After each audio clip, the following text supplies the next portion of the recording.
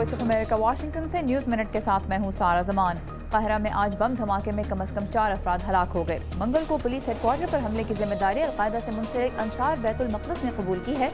गिरोह के मुताबिक हमला इस्लाम पसंद अनासर पर हुकूमती क्रैकडाउन के जवाब में था। जंगों में मारे जाने वाले जापानियों की कदीम यादगार पर वज़ीर-ए-आज़म के दौरे पर चीन और जनूबी कोरिया ने नाराजगी का इजहार किया है। इस यादगार में ऐसे अफराद को भी खराज तहसीन पेश किया गया है जो जंग अज़ीम दोयम में जंगी जराइम के मुर्तकिब हुए थे। कंबोडिया की गारमेंट फैक्ट्रियों के हजारों मजदूर तनख्वाहों में खातिर-खा इजाफा न होने पर हड़ताल कर रहे हैं। हुकूमत ने इस हफ्ते कम तरीन तनख्वाह में $15 का इजाफा किया, जबकि मजदूर दुगने इजाफे की तवक्को कर रहे थे।